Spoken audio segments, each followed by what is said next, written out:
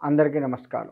వృశ్చిక రాశి ఈ 25వ సంవత్సరం మార్చిలో వృశ్చిక రాశి వారికి ఏ విధంగా ఉంటుందయ్యా అంటే, పట్టిందల్లా బంగారం అన్నట్లు ఉంటుంది. అన్నీ కూడా అనుకూలంగానే ఉంటాయి. ప్రతిదీ కూడాను. ఇటు వ్యవసాయ రంగానికి విషయానికొస్తే, వ్యవసాయ రంగము వీళ్ళకు అనుకూలంగానే ఉంటుంది. ప్రతి సమస్య కూడాను తీరుతూ, ఆర్థికంగా వీళ్ళు నిలదొక్కుకుంటూ ఉంటారు. అందిన పంట సకాలంలో అమ్ముడుపోవటము, గిట్టుబాటు ధర రావడము, ఇలా అన్నీ కూడాను అనుకూలంగా ఉంటుంది వ్యవసాయ విషయంలో. రాజకీయ రంగంలో కూడాను వీరికి అనుకూలంగానే ఉంటుంది అని చెప్పుకోవచ్చు. పెద్దవాళ్ళ మన్ననలు పొందటము, ప్రజల మన్ననలు పొందటము, ఇలా అన్ని రకాలుగా ముందుకు వెళ్ళడము.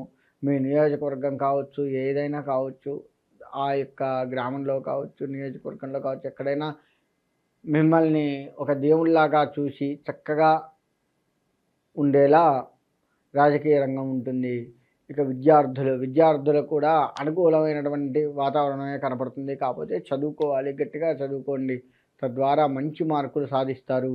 అనుకూలంగా ఉంది అని చెప్పారు కదా అని ఈ యొక్క విద్య విషయంలో మీరు అశ్రద్ధ వహించకండి.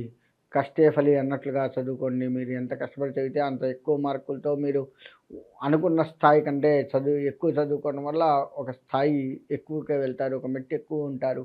కాబట్టి విద్యార్థులు చదువుతూనే ఉండాలి. ఈ విధంగా చదువుతున్నట్లయితే తప్పకుండా విద్యార్థులకు అనుకూలమైనటువంటి వాతావరణం కనబడుతూ ఉంది. ఉద్యోగస్తుల విషయానికి వస్తే, బదిలీలు ఉన్నా కానీ వీరికి అనుకూలంగా ఉండి, పాత తోట కొత్త తోట, ఈ పాత తోట ఎంత మర్యాదతో ఎట్లయితే మెలుగుకున్నారో ఆ విధంగా కొత్త తోట కూడా ఈ పేరు అక్కడికి పాకి అక్కడ చాలా బాగా చేశాడట అని చెప్పేసి మంచి పేరు వచ్చి మిమ్మల్ని ఆదరిస్తారు. ఉద్యోగాల్లో పై అధికారుల యొక్క మన్ననలు పొందుతూ ఉంటారు. ఈ విధంగా అన్ని రంగాలుగా ఉద్యోగస్తులకు కూడా బాగుంటుంది. ఇకపోతే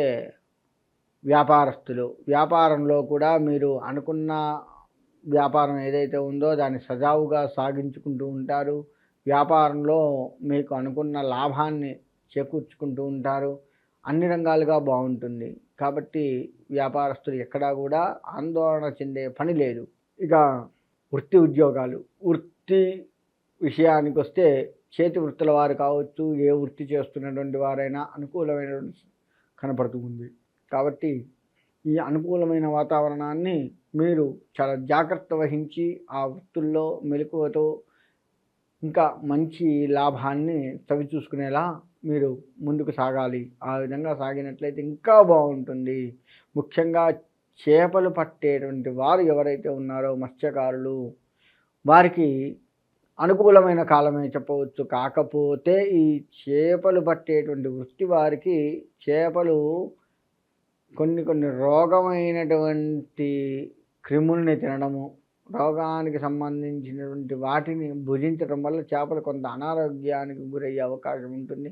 అటువంటి విషయాన్ని కాస్త మీరు అంటే చెరువుల్లో చేపలు పట్టేటువంటి వాళ్ళు, చెరువులో ఆ చేపలకు వేసే ధాన్యాన్ని ఎక్స్పైరీ డేట్ అయిందా ఇటువంటివి చూసుకోండి. లేదు ఆరోగ్యవంతమైన జీవిని చేపలకు ఆహారంగా వేస్తున్నామా, ఇటువంటివి కూడా చూసుకోండి. ఎందుకు చెప్తున్నాను అంటే, ఈ చేపలు పట్టేవాళ్ళు ఈ మధ్యకాలంలో బర్డ్ ఫ్లూ అని చెప్పేసి ఒక రోగం వస్తుంది.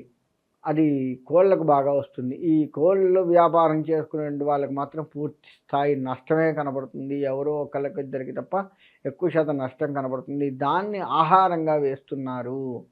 కాబట్టి అటువంటిది చూసుకోవాల్సిన పరిస్థితి ఈ చేపలు పట్టే వృత్తి, ఈ చేప వృత్తులు చేసేటువంటి వారు చేసుకోవాలి.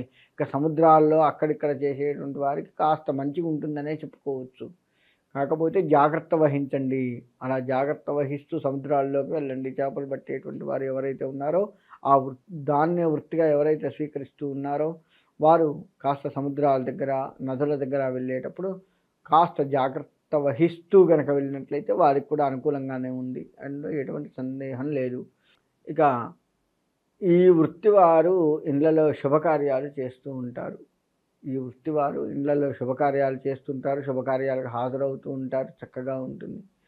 వీరికి సంతానము లేనటువంటి వారు ఎవరైతే ఉన్నారో సత్సంతానాన్ని అందుకొని చక్కగా వృద్ధిలో ఉంటారు. ఆ సంతానపూర్వకంగా కూడా కొంత కలిసి వచ్చేది కనబడుతూ ఉంది. సంతానము అంటే నాకు మగ సంతానమే కావాలి, ఆడ సంతానం అలా పెట్టుకోవద్దు దయచేసి. అలా పెట్టుకోకుండా ఆడపిల్లలు లక్ష్మీప్రదము. ఆడపిల్ల పుట్టినప్పటికీ ఇంట్లో ఖచ్చితంగా ఆ పిల్ల పుట్టిన కొద్ది రోజులకో మీకు ఏదో ఒక రకంగా కలిసి వచ్చి బాగుంటుంది. కాబట్టి ఆడపిల్ల అని ఇబ్బంది పడకుండా అలాంటి ధోరణి తీసేయండి. ఎందుకంటే లక్ష్మీదేవే మన ఇంట్లో పుట్టింది కాబట్టి ఆమె వచ్చిన తర్వాత మనకు కలిసి వస్తుంది అని ఉంది. కాబట్టి మనము సంతాన విషయంలో ఈ రాశివారు ఆడపిల్ల వద్దు అనుకునే ధోరణి కనపడుతుంది. అలా చేయకండి దయచేసి. అలా చేయకుండా కనుక ముందుకు వెళ్ళగలిగినట్లయితే ఆ ఆడపిల్ల ద్వారా మీరు ఊహించని ధనాన్ని మీరు చవిచూస్తారు. తద్వారా మీ యొక్క వృత్తి, ఉద్యోగ, వ్యాపారాలు ఏవైతే ఉన్నాయో అవన్నీ కూడా ఆ అమ్మాయి పుట్టిన తర్వాత కలిసి వచ్చేది కనపడుతుంది.